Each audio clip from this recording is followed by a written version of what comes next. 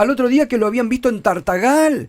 Pero mirá vos cómo a la víctima, desde el gobierno y con Patricia Bullrich a la cabeza, y estaba ahogado. Y había una familia y padres que por favor pedían desesperadamente que busquen a su hijo, y por la antiojera ideológica, porque lo habían, como eran mapuche según Patricia Bullrich, lo ahogaron. No hay que olvidarse de estas cosas.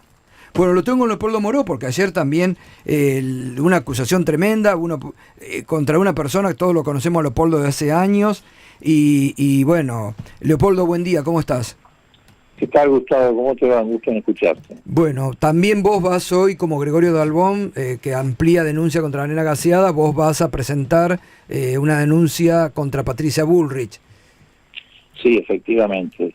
Bueno, Dalbón presenta esta denuncia precisamente por lo que ocurrió ayer, o mejor dicho, esta ampliación de denuncia, porque el doctor Dalbón desde el primer día tomó el tema de la nena de 10 años gaseada, precisamente por lo que pasó ayer en tribunales. En la Cámara de Diputados. Porque ayer, cuando ella fue a exponer, Patricia Bullrich, sobre el tema del presupuesto, quedó expuesta naturalmente a preguntas de los diputados, como corresponde.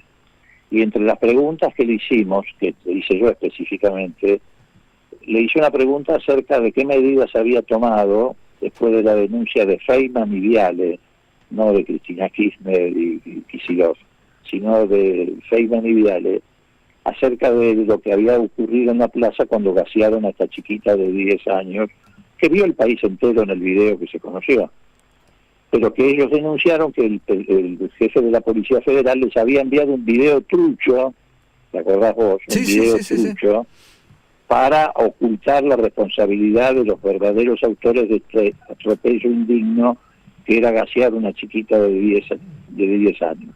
Bueno, venían de gasear jubilados de 70 y 80 años. ¿Y qué me contestó Patricia Bullrich? Que había dicho, sí, yo voy a hacer una investigación. Empezó a defender el accionar policial, porque además le dijimos que la semana pasada el mismo tipo que había dado la orden de avanzar al pelotón de infantería, que está identificado, apareció otra vez en la zona de el Congreso, llevando adelante la semana pasada una represión. Y empezó a justificar la represión, empezó a justificar el video trucho, y volvió a insistir en que no había sido la policía, sino un manifestante vestido de naranja, etcétera. Esto causó una gran indignación. Obvio. Del mismo modo que le causó a ella una gran incomodidad cuando desnudamos que todos los hechos de terrorismo que viene denunciando como si estuviera en campaña electoral eran truchos. Por ejemplo, la desnudamos cuando denunció en ocasión de que el presidente de la Sociedad Rural recibió una carta incendiaria. Vos te recordás que ella salió a decir que era producto de un comando anarco vegano y que ya estaba individualizado el individuo. Y efectivamente habían detenido a una persona que a las 48 horas la tuvo que dejar en libertad el juez Rafeca, porque no tenía nada que ver con el hecho.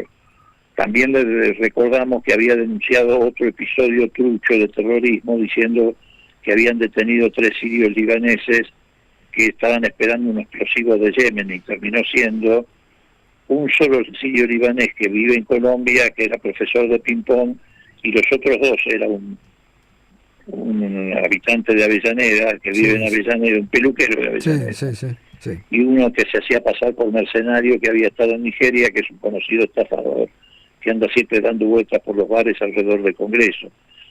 ¿Por qué? Bueno, porque dijimos que en ese momento que esas denuncias que ella hace fallidas terminan siendo un gran riesgo para el país. Por un lado, no nos olvidemos, Leopoldo, porque también esto hay que recordarlo, siempre en el medio Patricia Bullrich. Uy, se cortó. A ver, recuperamos. No hay que olvidarse, ¿te acordás en la cumbre del G20 cuando acusaron a estos pobres hermanos que destruyeron una familia? ¿Cómo eran? Los hermanos Salomón. Destruyeron una familia porque los acusaron de que eran terroristas, que estaban planeando un atentado contra la cumbre del G20. Destruyeron una familia. Esto también fue Patricia Bullrich. Sí, no los destruyeron porque son una familia que estaba firme en sus convicciones, bueno, que no tenía nada que ver. Pero en ese momento los mandaron presos y les hicieron pasar un momento de mierda. Los estigmatizaron frente a toda una comunidad. Sí. eso fue así, los allanaron. ¿Por le qué? sacaron Porque una comunicación era a la los cumbre del medios. G20 y necesitaban mostrar ante el mundo que la Argentina era segura. Y agarraron a dos tipos que nada tenían que ver. Sí. Miren cómo procede, Dos está pibes, bien. porque eran... Está bien el recuerdo que está haciendo Leopoldo Morón, nos olvidamos de las cosas que ha generado. Perdón, Leopoldo, estábamos recordando, ¿te acordás en la cumbre del G20? Cuando incriminaron a dos de una comunidad musulmana, eran o árabes. Sí, que no tenían nada que ver. Argentinos digamos, de familia de procedencia árabe. ¿Te acordás? Sí, dos chicos del creo que Flores o Floresta de apellido Sí, Salomón, exacto, también. que tenían una escopeta de caza en la casa. Sí, sí. Bueno, a ver, Patricia Bullrich, además de ser una mentirosa serial, es una especie de mercenaria de la violencia institucional. El gobierno por el que ha pasado ha dejado una estela de atropellos, de muerte, de hechos oscuros. Está procesada por recordarás, el contrabando de armas a Bolivia para colaborar con el golpe de Bolivia, que envió gendarmes con pertrechos. Sí. Bueno, ahora tiene este procesamiento del doctor Galvón, este procesamiento que le han hecho creo que con una cadena de bares 42 de nombre Tostado, una cosa parecida. Lo que pasa es que cree que puede ejercitar la violencia de manera impune y se equivoca. Ayer, Pero a vos, además de todo esto, porque me tengo que ir a la pausa, Leopoldo, te atacó duramente, falsamente a vos, diciendo que cobrabas de Chabrán. A vos que lo denunciaste. Porque ella en su momento se fanatizó, como se fanatiza ahora con Milei, se fanatizó con Caballo. Sí. Y cuando yo desnudé el negociado IBM Banco Nación, que terminaron todos presos, y en un hecho histórico por primera vez se recuperó la coima que estaban en bancos suizos y volvió a la Argentina ese dinero, ella también se sumó a lo que Caballo quiso hacer en ese momento, que es decir, que esa denuncia la había promovido Chabrán, con el que él estaba peleando por el correo.